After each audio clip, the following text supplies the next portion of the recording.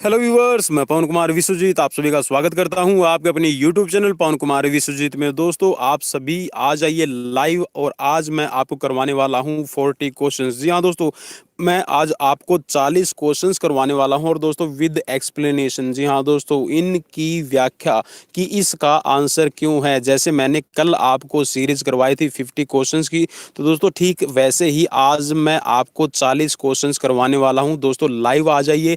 और दोस्तों अगर आपको हमारे सेशन अच्छे लगते हैं तो दोस्तों प्लीज़ शेयर किया कीजिए, ताकि दूसरे जो आपके साथी हैं वो भी तैयारी कर सकें। और दोस्तों ज़्यादा से ज़्यादा चैनल को सब्सक्राइब कर लीजिए और बेल आइकन को प्रेस कर लीजिए, ताकि आने वाली हर एक वीडियो का नोटिफिकेशन और हर एक लाइव सेशन का नोटिफिकेशन आप तक पहुंच सके और आप हमारे साथ में लाइव अपने कॉम्पिटिटिव एग्जाम्स की तैयारी कर सकें। तो चलिए दोस्तों, आज बिना वक्त गवाए जल्दी जल्दी करते हैं ये 40 क्वेश्चंस और इनकी एक्सप्लेनेशंस भी देखते हैं। तो दोस्तों लाइव अगर आ चुके हैं तो एक बार शेयर जरूर कर दीजिए। मैं सबसे रिक्वेस्ट करूंगा कि शेयर जरूर कर दें अपने लाइव सेशन को। और दोस्तों इस लाइव सेशन में हम करने वाले हैं अभी 40 क्वेश्चंस। तो चलिए दोस्तों फर्स्ट क्वेश्चन की शुरुआत करते हैं। दोस्तों फर्स्ट क्वेश्चन है आपकी स्क्रीन पर। दोस्तों यहाँ पर इसमें पूछा है dynamic contractions which means equal tension is also known as. दोस्तों डायनेमिक कॉन्ट्रैक्शंस का मतलब होता है कि आप एक रिदम के अंदर एक्सरसाइज कर रहे हैं। रिदम का दोस्तों यहाँ पर मतलब है कि आप जैसे अपनी कर्ल्स लगाते हैं या फिर डंबल एक्सरसाइज करते हैं, बेंच प्रेस लगाते हैं, तो दोस्तों वहां पर आपकी डायनेमिक मींस आपकी जो भी एक्टिविटी है उस एक्टिविटी में आपका काम होता हुआ दिखाई दे रहा है। तो दोस्तों ये कौन सा कॉन्ट्रैक्शन कहलाता है। तो दोस्तों यहाँ पर जो कॉन्ट्रैक्शन कहलाएगा दोस्तों इसका नाम है आपका आइसोटोनिक।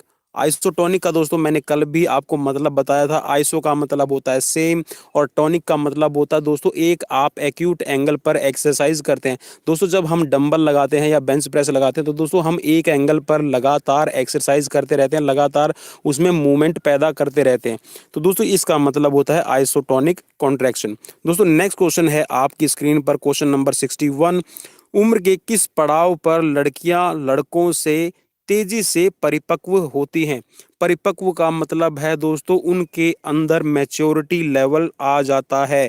तो दोस्तों परिपक्वता का मतलब होता है मैच्योरिटी किस एज में लड़कियों में सबसे ज्यादा आती है लड़कों की तुलना में। तो दोस्तों ये होती है एज 13 से 19। दोस्तों आप अगर किसी स्कूल में या फिर कहीं पर प्राइवेट जॉब के अंदर टीचिंग कर रहे हैं तो दोस्तों आपने देखा भी होगा जो आपकी क्लास होती है 7th 8th और 9th, दोस्तों इस एज के अंदर जो लड़कियां होती हैं उनकी हाइट और दोस्तों उनका वेट और जो दोस्तों उनकी बॉडी का जो शेप एंड साइज है दोस्तों वो लड़कों की तुलना में आपको गठीला और दोस्तों वो थोड़ा सा आपको हैवियर लगता है। और लड़कियों की हाइट भी दोस्तों ज़्यादा निकल आती है।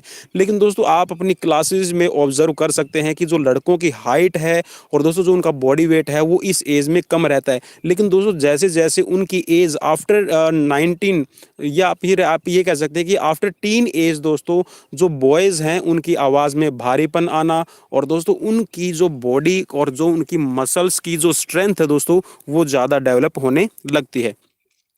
नेक्स्ट क्वेश्चन दोस्तों आपकी स्क्रीन पर है, क्वेश्चन नंबर 62।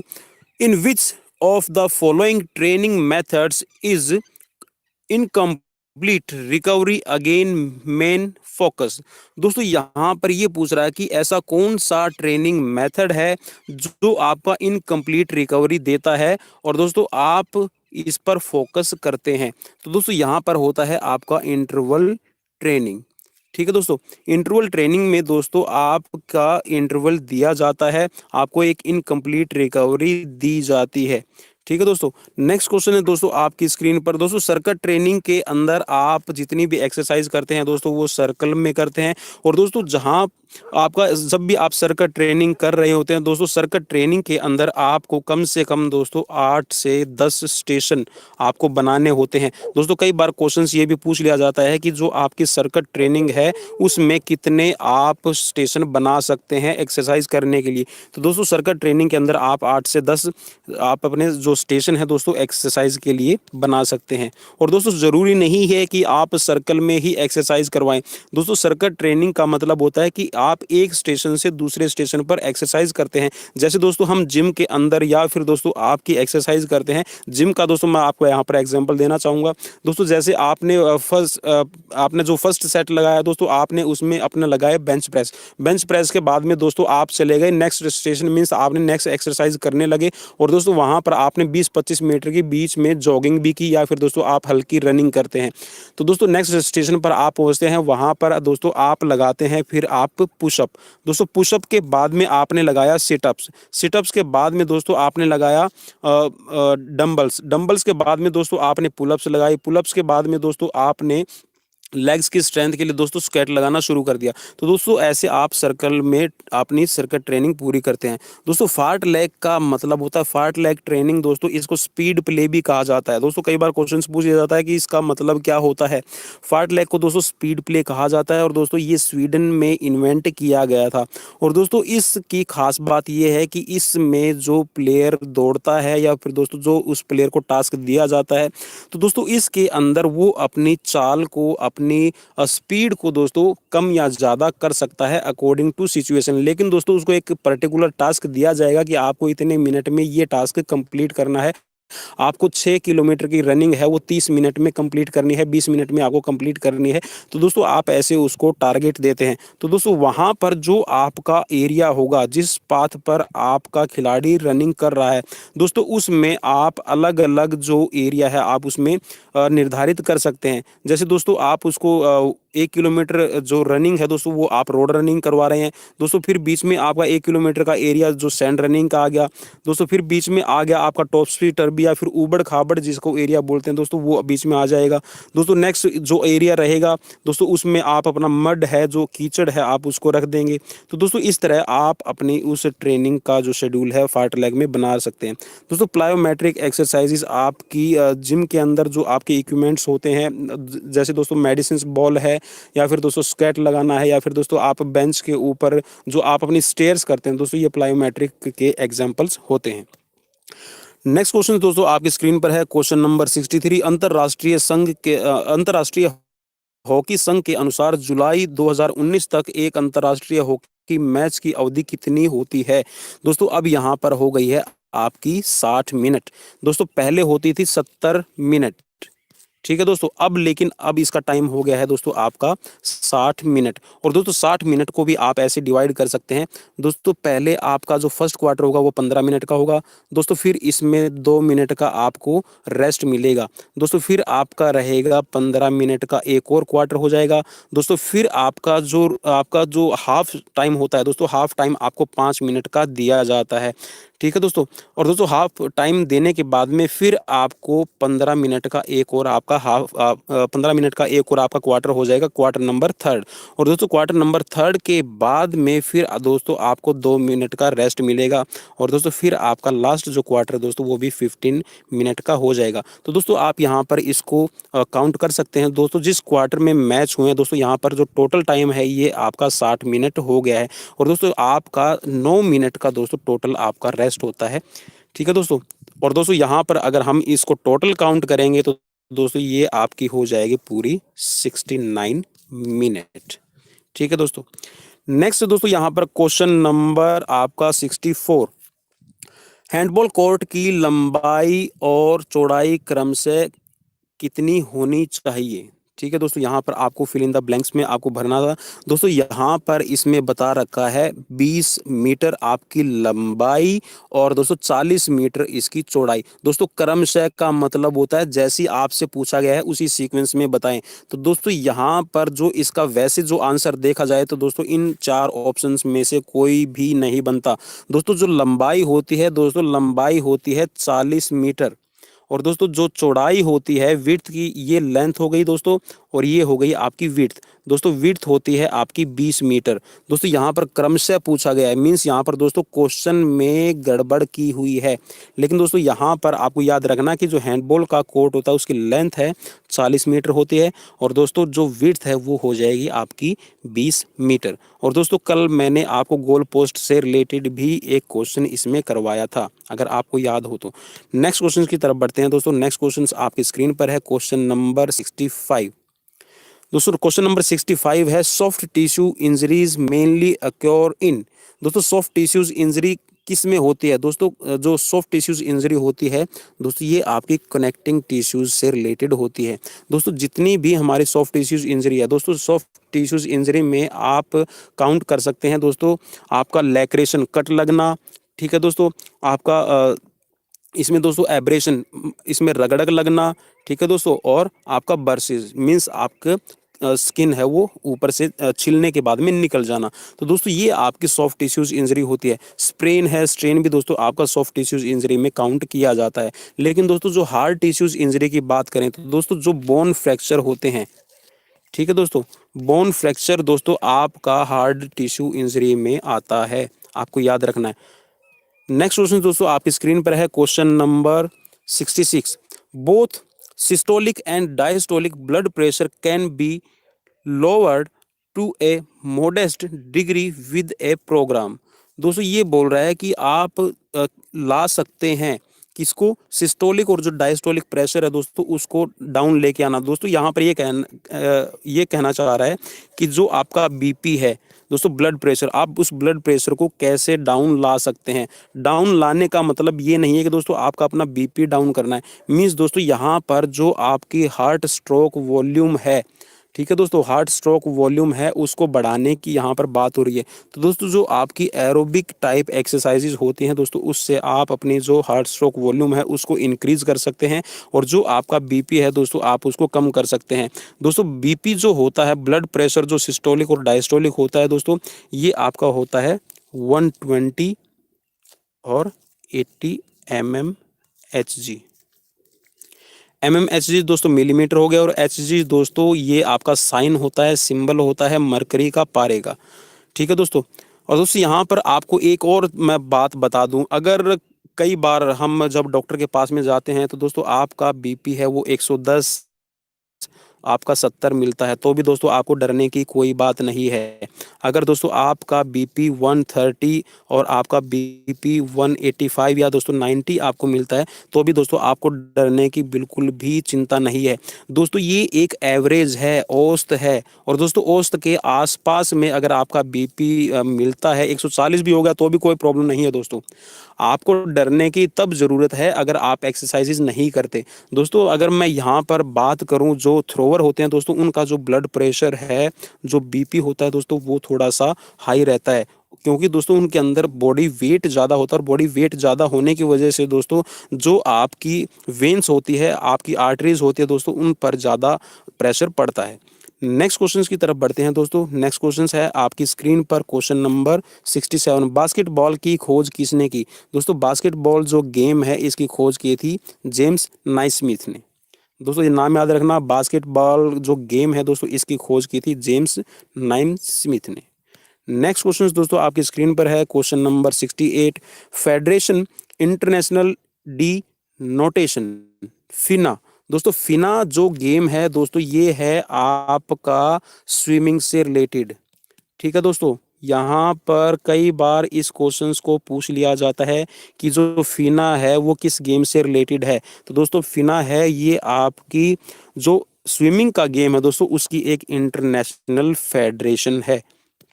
और दोस्तों ये पूछ रहा है कि जो एक आपका सामान्य, ठीक है दोस्तों, गैर ओलंपिक तरण ताल के अंदर लेन कितनी होनी चाहिए। दोस्तों जैसे ट्रैक होता है हमारा एथलेटिक्स का ट्रैक एंड फील्ड दोस्तों, उसमें जो ट्रैक होता है उसमें लेन 8 से 9 होती है। जो स्टैंडर्ड है दोस्तों, अब उसमें जो इंटरनेशनल लेवल पर है दोस्तों, उसमें 10-10 लाइनें भी हो 10-10 लेन भी अब दोस्तों काउंट होने लगी है। लेकिन दोस्तों यहाँ पर बात हो रही है स्विमिंग की, तो दोस्तों स्विमिंग में आपका जो एक अच्छा स्टैंडर्ड आपका जो तरणताल होगा, जो स्विमिंग पूल होगा दोस्तों, उसमें कम से कम आपकी 8 लेन होनी ज़रूरी है। नेक्स्ट क्वेश्चन है दोस्तों आपकी स्क्रीन पर, question number 69। Physical education is a fundamental right of every citizen as पर। दोस्तों ये बोल रहा है कि जो फिजिकल एजुकेशन है, शारीरिक शिक्षा है, वो एक मौलिक अधिकार है। दोस्तों ये किसके तहत है, किस सिटीजन जो चार्टर एक्ट में कहा गया है, तो दोस्तों ये कहा गया है यूनेस्को में। ठीक है दोस्तों, यूनेस्को का जो चार्टर एक्ट है, UNESCO, यूनेस्को, ठीक है दोस्तों, इसमें कहा गया है कि जो फिजिकल एजुकेशन है, शारीरिक शिक्षा है, वो हर एक व्यक्ति का, हर एक नागरिक का मौलिक अधिकार है। नेक्स्ट क्वेश्चन दोस्तों आपकी स्क्रीन पर है, क्वेश्चन नंबर 70। दोस्तों 70 नंबर क्वेश्चंस के अंदर यहाँ पर पूछा गया है कि the circuit training method was developed by R.E. Morgan and G.T. एडम्सन इन 1953। 1953 में दोस्तों यहाँ पर R.E. मॉर्गन और G.T. एडम्सन दोस्तों, इन्होंने सर्किट ट्रेनिंग को इन्वेंट किया था। तो दोस्तों ये किस से बिलोंग करते हैं दोस्तों, ये थे लीड्स यूनिवर्सिटी। दोस्तों कई बार क्वेश्चंस को पूछ लिया जाता है कि सर्किट ट्रेनिंग का इन्वेंशन किसने किया था, सर्किट ट्रेनिंग की खोज किसने की थी, सर्किट ट्रेनिंग का विकास किसने किया था, किसने बनाया था। तो दोस्तों 1953 में बनाया था R.E. मॉर्गन और G.T. एडम्सन ने। और दोस्तों ये लीड्स यूनिवर्सिटीज़ के प्रोफेसर थे, जिन्होंने जो वहाँ पर पढ़ने वाले बच्चों की स्ट्रेंथ और एंडोरेंस को डेवलप करने के लिए दोस्तों ये ईजाद किया था एक फॉर्मूला, और दोस्तों इसका नाम फिर रखा गया सर्किट ट्रेनिंग। नेक्स्ट क्वेश्चन दोस्तों आपकी स्क्रीन पर है 71। एक मनुष्य के दिल में कितने कक्ष होते हैं दोस्तों, एक मनुष्य के दिल में, हार्ट के अंदर दोस्तों 4 आपके कक्ष होते हैं, 4 चैम्बर होते हैं दोस्तों। 4 चैम्बर आप इस तरह इसमें समझ लीजिए। ठीक है दोस्तों, ये आपका हो गया राइट एट्रियम। ठीक है दोस्तों, ये आपका हो गया लेफ्ट एट्रियम। दोस्तों इसको हम यूरिकल भी बोल देते हैं, यूरिकल एट्रियम। दोस्तों ये हो गया आपका राइट वेंट्रिकल, और दोस्तों ये हो गया आपका लेफ्ट वेंट्रिकल। दोस्तों यहाँ पर खास बात ये है कि जो आपकी राइट साइड होती है दोस्तों, इसके अंदर आपका इम्प्योर ब्लड रहता है। इम्प्योर ब्लड का मतलब है दोस्तों डीऑक्सीजनेटेड, और दोस्तों इसके अंदर जो आपका ब्लड आता है दोस्तों, ये आपका ऑक्सीजनेटेड ब्लड इसमें आता है। ठीक है दोस्तों, नेक्स्ट क्वेश्चन की तरफ बढ़ते हैं दोस्तों। क्वेश्चन नंबर है 72। 72 नंबर क्वेश्चन है दोस्तों आपकी स्क्रीन पर। किस वर्ष बैडमिंटन एक पूर्ण पदक ओलंपिक खेल बना। पूर्ण पदक ओलंपिक खेल का मतलब है दोस्तों कब उसको शामिल किया गया और उसमें मेडल दिए जाने लगे। दोस्तों कई बार हम परफॉर्मेंस दिखाने के लिए या फिर दोस्तों शो ऑफ मैचेस होते हैं प्रदर्शन करने के लिए, डेमोस्ट्रेशन के लिए, लेकिन दोस्तों यहाँ पर ये पूछ रहा है कि उस काल में उस वर्ष खिलाड़ियों को पदक भी दिए गए। तो दोस्तों ये आपका 1992 में 1992 में बैडमिंटन को ओलंपिक खेलों में पूर्ण रूप से शामिल किया गया था। नेक्स्ट क्वेश्चन है दोस्तों आपकी स्क्रीन पर, question number 73। Football goal post की चौड़ाई कितनी होनी चाहिए।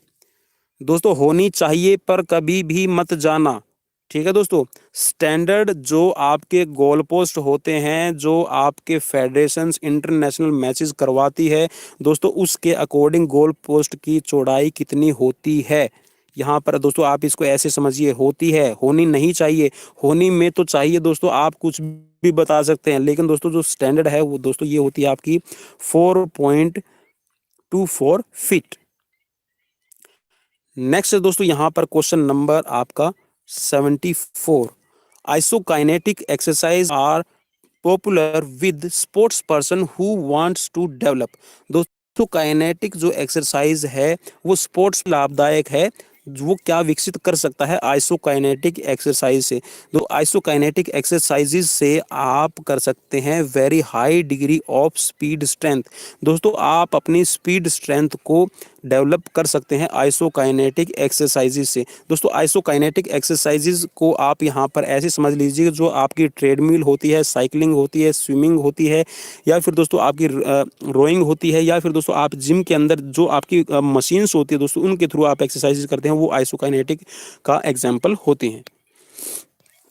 नेक्स्ट क्वेश्चन दोस्तों आपकी स्क्रीन पर है question number 75, sorry question number 75 कर लेते हैं दोस्तों। क्वेश्चन नंबर 75 है, बाधा का वजन इसमें इससे कम नहीं होना चाहिए। दोस्तों यहाँ पर सीधी सी बात आप ऐसे समझ लीजिए कि जो आपके ट्रैक इवेंट के अंदर जो आपकी हर्डल रेसेस होती है, ठीक है दोस्तों, हर्डल रेस, दोस्तों उसके अंदर आपकी हर्डल का वेट कितना होता है? तो दोस्तों हर्डल का वेट होता है आपका 10 किलोग्राम।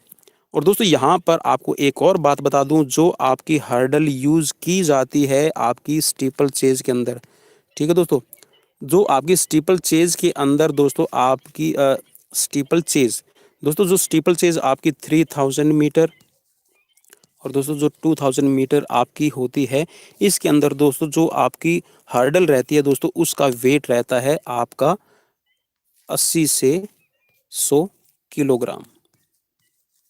ठीक है दोस्तों, आपकी जो हर्डल होती है जो आपकी स्टीपल चेज के अंदर यूज की जाती है दोस्तों उसका वेट होता है 80 से 100 किलोग्राम। और लेकिन दोस्तों जो आपकी 100 metre, 110 metre means 110 metre hurdle और 100 मीटर हर्डल, आपकी 400 मीटर हर्डल, दोस्तों इनके अंदर जो आपकी बाधाएं होती हैं, जो हर्डल होती हैं दोस्तों, उसका वेट रहता है, उसका वजन होता है 10 किलोग्राम। नेक्स्ट क्वेश्चन की तरफ बढ़ते हैं दोस्तों। क्वेश्चन नंबर 76 आपकी स्क्रीन पर, फिल इन द ब्लैंक्स है दोस्तों। यहाँ पर is a method by which athlete engage in short sprint series running from 20 to 40 meter, so maintaining constant speed throughout. This method is very good for develop speed of an athlete. दोस्तों ये आपका जो method होता है जिसके अंदर दोस्तों आप छोटे छोटे स्प्रिंट रेस लगाते हैं 20 से लेकर 40 मीटर की। दोस्तों यहाँ पर आप अपनी स्पीड को मेंटेन कर लेते हैं। ठीक है दोस्तों, इस मेथड से आप अपनी स्पीड को कांस्टेंट मींस स्थिर, कांस्टेंट का मतलब होता है दोस्तों स्थिर, आप उसको स्थिर कर लेते हैं। तो दोस्तों ये आपको किस स्पीड को डेवलप करने के लिए सबसे बढ़िया है? तो दोस्तों ये आपकी जो पेस रेसेस होती है उसको बढ़िया तरीके से आप मेंटेन कर सकते हैं, पेस रेसेस को डेवलप आप कर सकते हैं, पेस रेस को दोस्तों आप विकसित कर सकते हैं। नेक्स्ट क्वेश्चन दोस्तों आपकी स्क्रीन पर है क्वेश्चन नंबर 77, खिलाड़ियों के अलावा निकायों द्वारा खेलों के विकास में किए गए योगदान को पहचानने के लिए भारत सरकार ने किस पुरस्कार की शुरुआत की है? दोस्तों जो निकाय होते हैं दोस्तों, जो आपके राष्ट्रीय इसमें बताया गया जो आपके निकाय होते हैं, जो संस्थाएं होती हैं दोस्तों, उनका योगदान खेलों के विकास में क्या है? दोस्तों उसके लिए भारत सरकार ने कौन सा पुरस्कार दिए जाने की शुरुआत की है? तो दोस्तों इसका नाम है आपका राष्ट्रीय खेल प्रोत्साहन पुरस्कार, national sports award. Next question दोस्तों आपकी स्क्रीन पर है क्वेश्चन नंबर 78, एज पर जेसी फर्लिंग विलियम्स दोस्तों इनका नाम है, physical education was defined as the sum of man's physical activities selected to as to kind and conducted as to.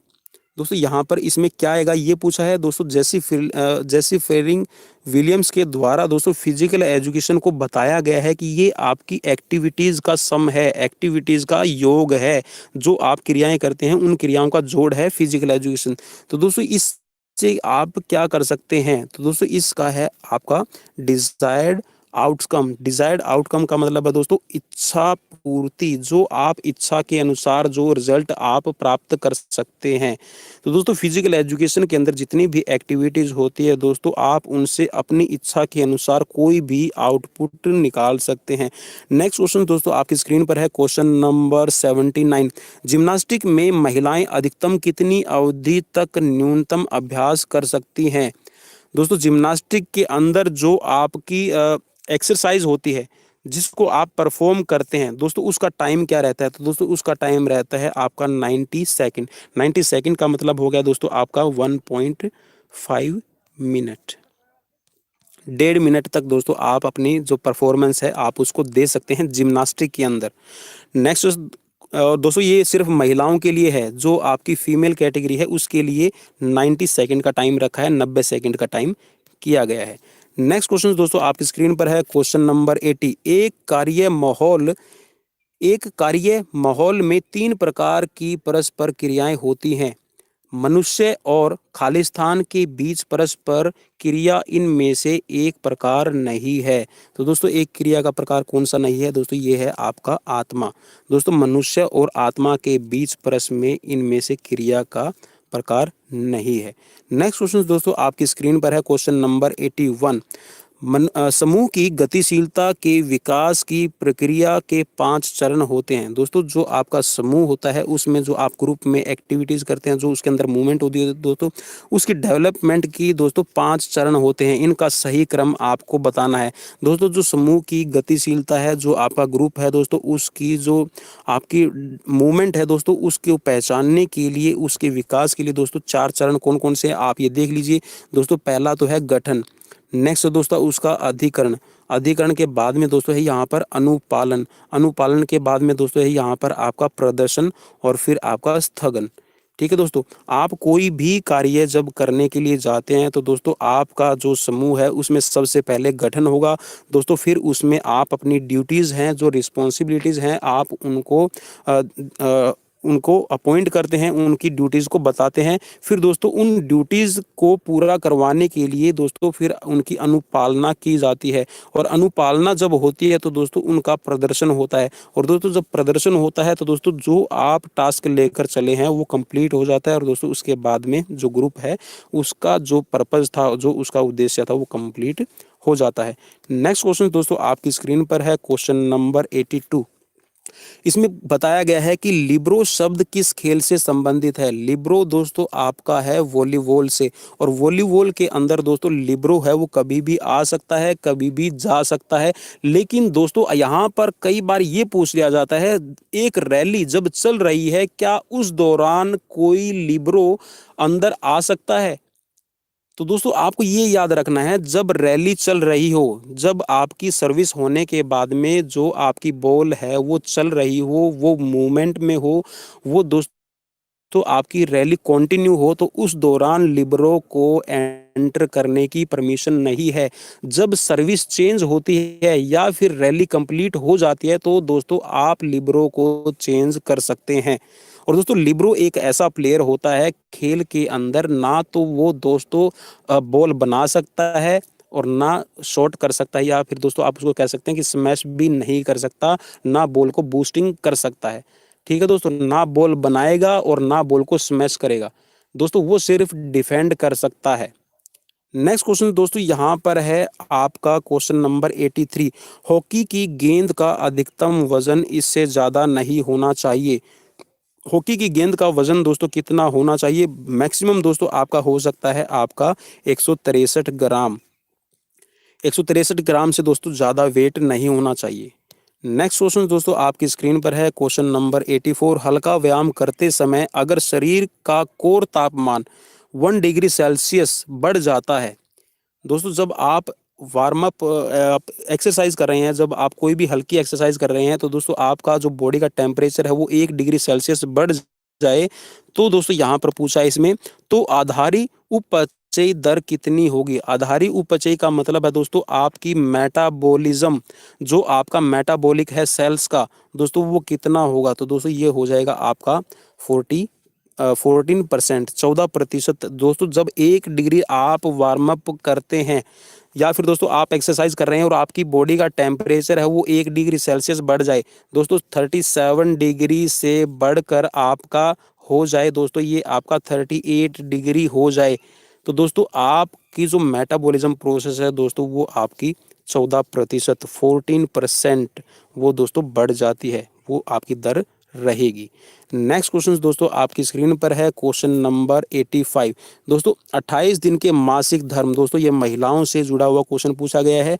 28 दिन के मासिक धर्म के सबसे प्रजननक्षम दिन कौन से होते हैं। दोस्तों यहाँ पर ये पूछा गया है कि जब फीमेल के अंदर दोस्तों मेंस्ट्रुएशन पीरियड आता है जब दोस्तों उनके अंदर मासिक धर्म का जो पीरियड चलता है दोस्तों, उस टाइम पे जो प्रजनन क्षमता है दोस्तों वो कितने दिन की होती है, कौन से दिन होते हैं। तो दोस्तों यहाँ पर पूछा गया है आपकी फर्टिलिटी। तो दोस्तों यहाँ पर महिलाओं के अंदर जब मासिक धर्म चलता है तो दोस्तों ये होती है आपकी 12 से 15 दिन। ठीक है दोस्तों, 12 से 15 दिन जब पीरियड शुरू होते हैं दोस्तों, पीरियड शुरू होने के बाद 12 से 15 दिन का जो पीरियड होता है दोस्तों, जो वो टाइम होता है, उस समय के दौरान दोस्तों जो गर्भ धारण करने की क्षमता होती है वो महिलाओं में सबसे पीक पर होती है, सबसे टॉप टाइम पर होती है। नेक्स्ट क्वेश्चन दोस्तों स्क्रीन पर है आपका क्वेश्चन नंबर 86। भारत के स्वतंत्र होने के बाद इनमें से किसने पहला व्यक्तिगत ओलंपिक जीता। दोस्तों ये जीता था आपके केडी जाधव ने। दोस्तों इनको केडी जाधव भी बोल देते हैं। ठीक है दोस्तों, केडी जाधव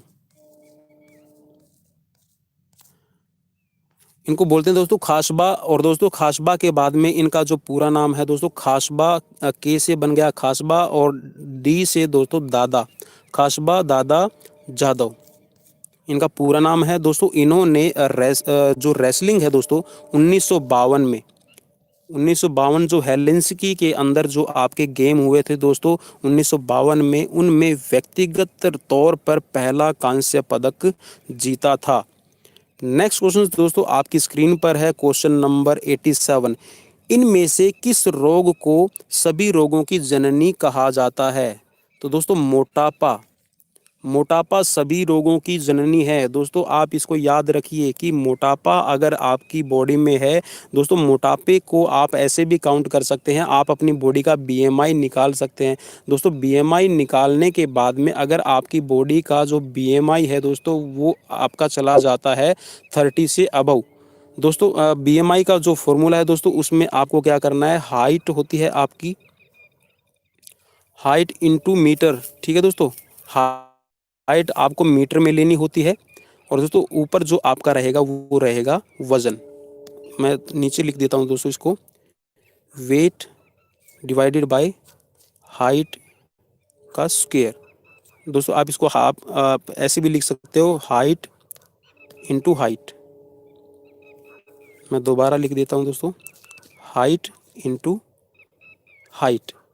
और दोस्तों आपको जो ये हाइट लेनी है दोस्तों, ये आपकी मीटर में होनी चाहिए। ठीक है दोस्तों, और जो आपका वजन है वो दोस्तों आपका किलोग्राम में होना चाहिए। और दोस्तों जब आप अपनी बीएमआई निकाल देते हैं दोस्तों, बीएमआई जब आपकी अगर आती है दोस्तों, ये आती है 18 से नीचे। ठीक है दोस्तों, 18.9 से अगर नीचे आती है तो दोस्तों आपका वेट है, आपको वेट बढ़ाने की ज़रूरत होती है, आप अंडर वेट में आ जाते हैं। ठीक है दोस्तों, अगर आपका ये चला जाता है दोस्तों, ये रहता है आपका 24.9, तो दोस्तों आपका ये नॉर्मल वेट आ जाता है। ठीक है दोस्तों, नॉर्मल आपकी बीएमआई रहती है। और दोस्तों अगर आपकी बीएमआई 25 से अबव चली जाती है और ये रहती है दोस्तों 29.9, 30 के बीच में रहती है दोस्तों, 25 से 30 के बीच में अगर आपकी बीएमआई रहती है तो दोस्तों आप ओवरवेट हो जाते हैं। और दोस्तों जो मोटापा है, मोटापे की फिर दोस्तों 3 स्टेज होती हैं। दोस्तों वो 3 स्टेज आपकी 30 से ऊपर शुरू होती है, फर्स्ट स्टेज, सेकंड स्टेज और थर्ड स्टेज। ठीक है दोस्तों, जो आपकी फर्स्ट और सेकंड तक तो दोस्तों आप कंट्रोल कर सकते हैं, क्योर कर सकते हैं थ्रू आप अपनी डाइट को कंट्रोल करके और एक्सरसाइजेज के थ्रू। लेकिन दोस्तों अगर आप जो स्टेज 3 में चले जाते हैं तो दोस्तों वहाँ पर आपकी सर्जरी, मेडिसिन और आपको जो रिहेबिलिटेशन एक्सरसाइज है वो प्रोवाइड करवाई जाती है। नेक्स्ट क्वेश्चन की तरफ बढ़ते हैं दोस्तों। क्वेश्चन नंबर है आपका 88। बैडमिंटन विश्व संघ के अनुसार मध्य बैडमिंटन के जाल की ऊंचाई क्या होनी चाहिए। दोस्तों जो सेंटर होता है, जो बीच में जो आपका नेट है, उसकी ऊंचाई कितनी हो सकती है, यहाँ पर ये पूछा है। तो दोस्तों इसकी ऊंचाई होनी चाहिए आपकी, ये दोस्तों यहाँ पर आपको क्लियर नहीं दिखाई दे रहा होगा दोस्तों, मैं आपको इसको मैं लिख देता हूँ, 1.524 मीटर। ठीक है दोस्तों, इसको 1.52 मीटर ही लिखा जाता है नॉर्मली। तो दोस्तों आपकी जो हाइट है, बैडमिंटन जाल जो बीच में से ऊंचा होगा दोस्तों, ये आपका होना चाहिए 1.52 मीटर। ठीक है दोस्तों, नेक्स्ट क्वेश्चन की तरफ बढ़ते हैं दोस्तों। क्वेश्चन नंबर है आपका 89। Anabolic steroids act on the system.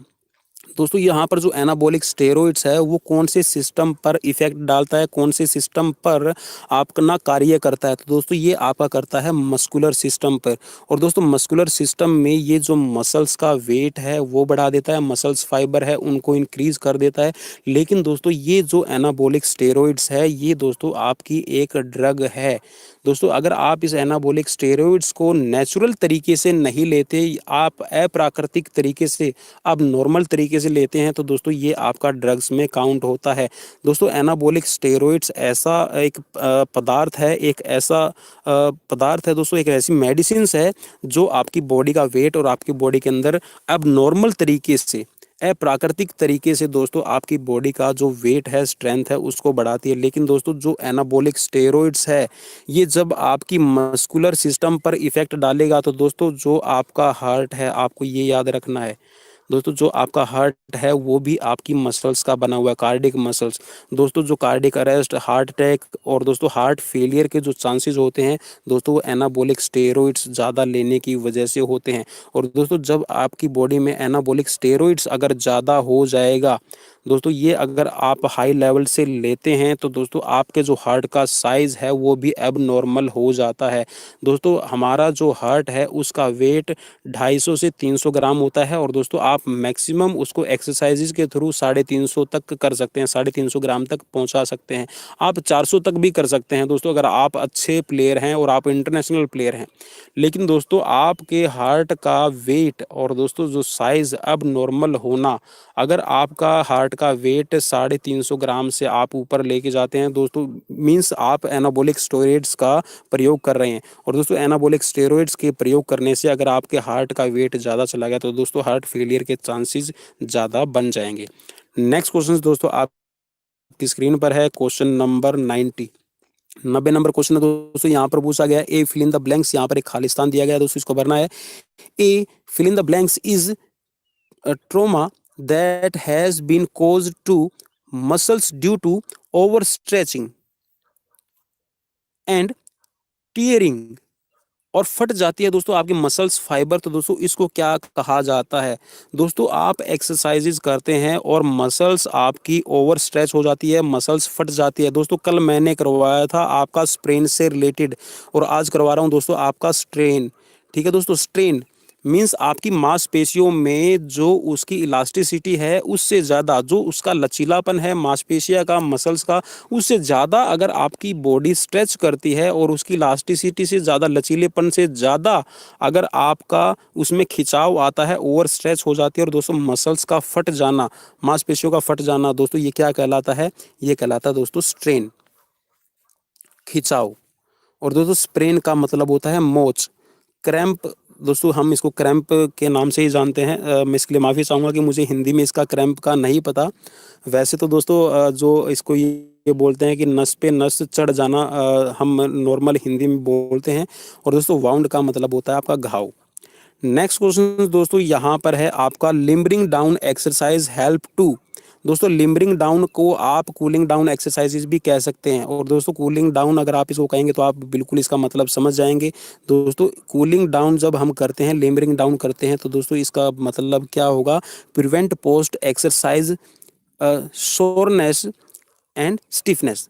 दोस्तों आप एक्सरसाइज जो आपका गेम है, गेम करने के बाद में वार्म अप जैसे आपने किया, वार्म अप के बाद में दोस्तों आप अपनी एक्टिविटी करते हैं, गेम परफॉर्म करते हैं, गेम खेलते हैं, और दोस्तों उसके बाद में आप अपने बॉडी की लिम्बरिंग डाउन करते हैं। और दोस्तों लिम्बरिंग डाउन में आपकी बॉडी के अंदर जो कड़ापन है, स्टिफनेस है मांसपेशियों में, आप उसको कम कर सकते हैं। और दोस्तों जो बॉडी का टेम्परेचर है वो भी डाउन आ जाएगा। नेक्स्ट क्वेश्चन है दोस्तों, क्वेश्चन नंबर 92, कबड्डी में बोनस अंक रेखा के संबंध में इनमें से कौन सा कथन गलत है। दोस्तों यहाँ पर 4 कथन दिए गए हैं, इनमें से 3 सही है। दोस्तों आप इन तीनों को भी पढ़ लीजिएगा। दोस्तों जो आपका पहला कथन है, बोनस अंक मिलने पर खिलाड़ी फिर से खेल सकेगा, ऐसा कभी भी नहीं है। दोस्तों बोनस अंक का मतलब ये है कि बोनस आपको, दोस्तों मैं ये भी बता देता हूँ कि कितने प्लेयर जब ग्राउंड पर हों, जो आपकी विरोधी टीम है दोस्तों, विरोधी टीम के अगर 6 प्लेयर हैं तब आपको बोनस पॉइंट मिल सकता है। 5 अगर आपके प्लेयर रह जाते हैं तो दोस्तों आपको बोनस पॉइंट नहीं मिलता। दोस्तों आपके 6 या फिर 7 प्लेयर हैं तो दोस्तों आपको बोनस पॉइंट मिलेगा। अगर 5 प्लेयर हैं और 5 से कम है तो दोस्तों आपको बोनस पॉइंट नहीं दिया जाएगा। और दोस्तों बोनस पॉइंट का मतलब ये होता है कि आप जो उनका एक क्षेत्र है, जो उसका रक्षा क्षेत्र है दोस्तों, आप उसको पार करके और ये बोनस पॉइंट लेते हैं। तो दोस्तों बोनस पॉइंट लेने पर आप फिर से नहीं खेल सकते। बोनस पॉइंट सपोज कीजिए दोस्तों, मैं आपको समझा देता हूँ एक बार। दोस्तों ये आपकी बोनस लाइन है, ये आपकी बक लाइन है और दोस्तों ये आपकी सेंटर लाइन हो गई है। दोस्तों आप इस बक लाइन को क्रॉस करने के बाद में अगर यहाँ पर दोस्तों 6 खिलाड़ी हैं या फिर दोस्तों 7 खिलाड़ी हैं, इनमें से कोई भी 7, 6 या 7 हैं, तो दोस्तों आप इस बोनस लाइन को आप क्रॉस कर लेते हैं और दोस्तों आप इनको बिल्कुल क्लियरली क्रॉस करते हैं। तो दोस्तों उसके बाद में अगर ये प्लेयर आपको पकड़ लेते हैं तो दोस्तों आप आउट हो जाते हैं, लेकिन आपका जो बोनस पॉइंट है वो आपकी टीम के अंकों में जोड़ दिया जाता है। तो दोस्तों बोनस पॉइंट पर आप फिर से नहीं खेल सकते। दोस्तों यहाँ पर अब जो तीनों पॉइंट ये दिए गए हैं, जो तीनों कथन यहाँ पर कहे गए हैं दोस्तों, ये बिल्कुल सत्य हैं। आप इनको पढ़ लीजिए। धावक के बोनस रेखा को पूरी तरह पार कर लेने पर ही उसे 1 अंक दिया जाएगा। बिल्कुल दोस्तों, जब आप बोनस लाइन को बिल्कुल क्लियर जो आपका रेफरी है दोस्तों, उसको आपको क्लियरली दिखाना पड़ेगा कि मैंने बोनस लाइन को क्रॉस कर लिया है, तो दोस्तों आपको पॉइंट मिलेगा और आप वापस आ सकते हैं। नेक्स्ट दोस्तों यहाँ पर बोनस रेखा तभी लागू होगी जब मैदान पर न्यूनतम 6 खिलाड़ी हों। दोस्तों यहाँ पर मैंने आपको बताया था कि 6 से 7, ठीक है दोस्तों, मिनिमम आपके 6 प्लेयर होने जरूरी हैं। अगर आपके 5 प्लेयर भी है तो भी आपको बोनस पॉइंट नहीं मिलेगा। नेक्स्ट दोस्तों यहाँ पर इसमें बोनस रेखा समाप्ति रेखा की ओर बॉक लाइन, ठीक है दोस्तों, बॉलक लाइन लिख रखा है, बक लाइन होता है वैसे।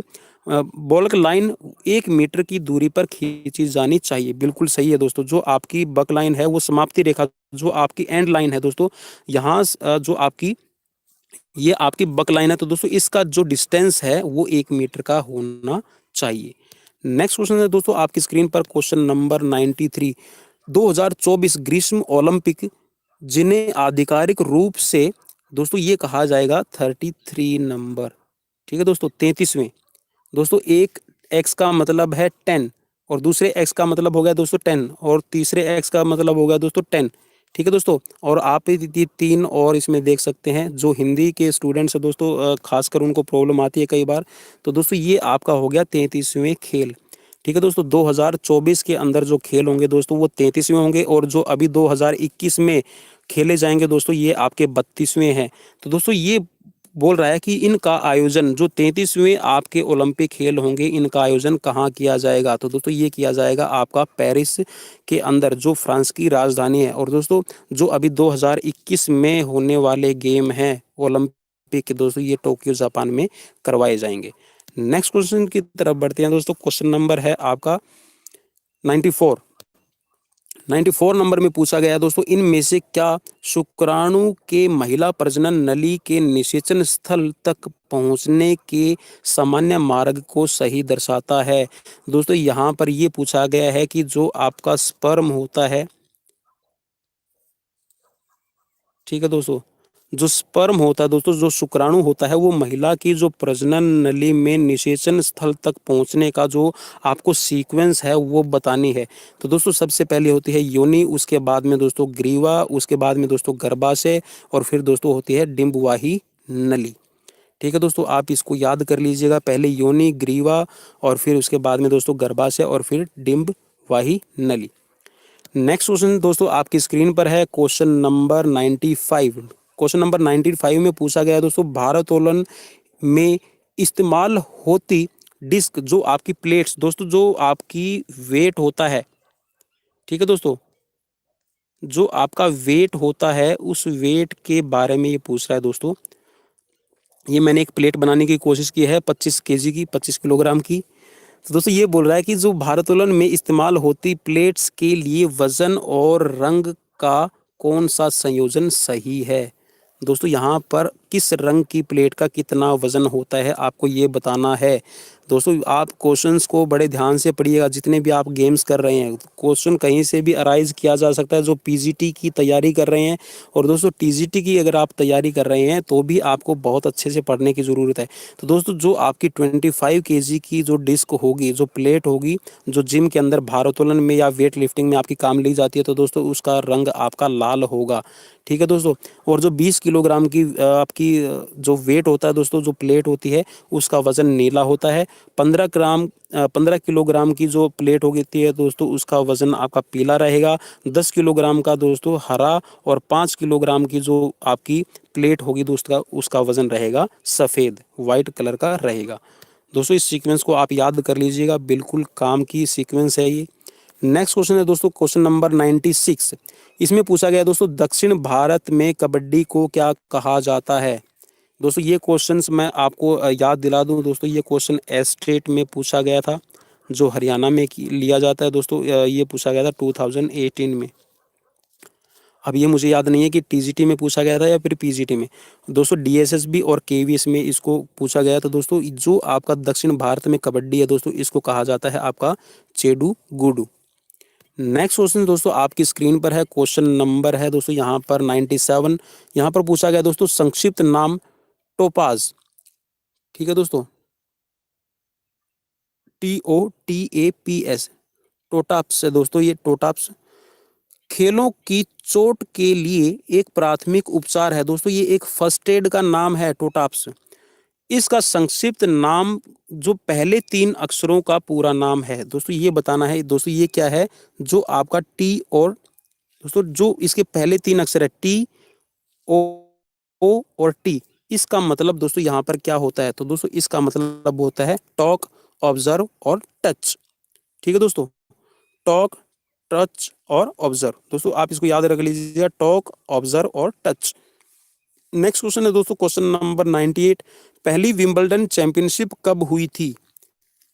दोस्तों पहली बार जो विंबलडन चैंपियनशिप होती है दोस्तों, ये आपके टेनिस से रिलेटेड है, आपको याद रखना है। विंबलडन टेनिस को कहा जाता है। तो दोस्तों जो विंबलडन है आपके 1877 में, 1877, 1877 में दोस्तों पहली बार इसकी चैंपियनशिप खेली गई थी। नेक्स्ट क्वेश्चन दोस्तों आपकी स्क्रीन पर है, question number 99। In 18th century physical education was labelled as. दोस्तों 18वीं शताब्दी के अंदर ये पूछ रहा है कि जो फिजिकल एजुकेशन है, शारीरिक शिक्षा है, उसको क्या लेबल दिया गया था, वो किस। जैसे दोस्तों हमारा एक मिसकंसेप्शन, अवधारणा बनी हुई है कि जो फिजिकल एजुकेशन है इसका मतलब होता है खेलना कूदना और बस उछलना। लेकिन दोस्तों फिजिकल एजुकेशन का जो लेबल 18वीं शताब्दी में समझा जाता था, जो इसका मतलब समझा जाता था दोस्तों, इसको जिम्नास्टिक समझा जाता था। क्योंकि दोस्तों जो जिम्नास्टिक की जो एक्टिविटीज़ हैं वो सबसे ज़्यादा 18वीं शताब्दी में होती थी। नेक्स्ट क्वेश्चन दोस्तों यहाँ पर है, क्वेश्चन नंबर आपका 100। दोस्तों यहाँ पर 40 क्वेश्चन पूरे हो जाएंगे और 60वां क्वेश्चन मैंने आपको करवाया, तो दोस्तों यहाँ पर पूरे 41 क्वेश्चन मैं करवा रहा हूँ आपको। दोस्तों इसमें पूछा गया ये है कि 2018 तक इनमें से किस खेल ने सबसे अधिक राजीव गांधी खेल रत्न पुरस्कार दिए गए हैं। दोस्तों राजीव गांधी खेल रत्न पुरस्कार सबसे ज़्यादा 2018 तक कौन से गेम में दिए गए हैं। तो दोस्तों ये दिए गए हैं शूटिंग में। और दोस्तों कल मैंने आपको क्वेश्चन करवाया था राजीव गांधी खेल रत्न से जुड़ा हुआ ही। दोस्तों मैंने वहां पर एक्सप्लेनेशन दी थी कि जो राजीव गांधी खेल रत्न अवार्ड है उसमें जो पहले धनराशि दी जाती थी दोस्तों, ये दी जाती थी 7.2 लाख, और दोस्तों अब दी जाती है इसमें 25 लाख रुपए। ठीक है दोस्तों। तो दोस्तों आशा करता हूं कि क्वेश्चंस आपको पसंद आए होंगे। और दोस्तों अगर क्वेश्चन आपको पसंद आए हैं, हमारी मेहनत आपको अच्छी लगी, तो दोस्तों आप इस लाइव सेशन को लाइक कीजिएगा, ज़्यादा से ज़्यादा इसको शेयर कीजिएगा, और दोस्तों चैनल को सब्सक्राइब भी कीजिएगा, और बेल आइकन का जो बटन है दोस्तों उसको भी आप प्रेस कर लीजिएगा, ताकि हर एक लाइव सेशन का और हर एक वीडियो का नोटिफिकेशन आपको मिलता रहे और आप हमारे साथ में ऐसे ही लगातार तैयारी करते रहें। तो दोस्तों कल ठीक मैं टाइम चेंज कर रहा हूं दोस्तों, आप सबकी क्वेरीज मेरे पास में भी थी, और दोस्तों सब ने मुझे ये बताया था कि सर हमें कुछ ना कुछ प्रॉब्लम्स रहती है, तो आप थोड़ा सा टाइम चेंज कर दीजिए। तो दोस्तों मैं 8:20 या फिर 8:30 का टाइम, आप ये मान के चलिए कि दोस्तों 8 और 8:30 के बीच में मैं हमेशा आपको लाइव मिलूँगा। 8 या फिर 8:30 दोस्तों मैं टाइमिंग पहले ही आपको दोस्तों आज तो मैं थोड़ा-सा लेट आपको बता पाया कि मैं आ रहा हूँ अभी लाइव। तो दोस्तों मैं आपको 12 बजे के करीब ही नोटिफ़िकेशन डाल दिया करूँगा कि मैं लाइव आ रहा हूँ और कितने बजे आ रहा हूँ। तो दोस्तों आप चैनल पर बने रहिएगा। दोस्तों कल फिर मिलते हैं एक नई सीरीज़ के साथ में और नए क्वेश्चंस के साथ में। तब तक के लिए हैव अ नाइस डे। सबको मेरी तरफ से नमस्कार।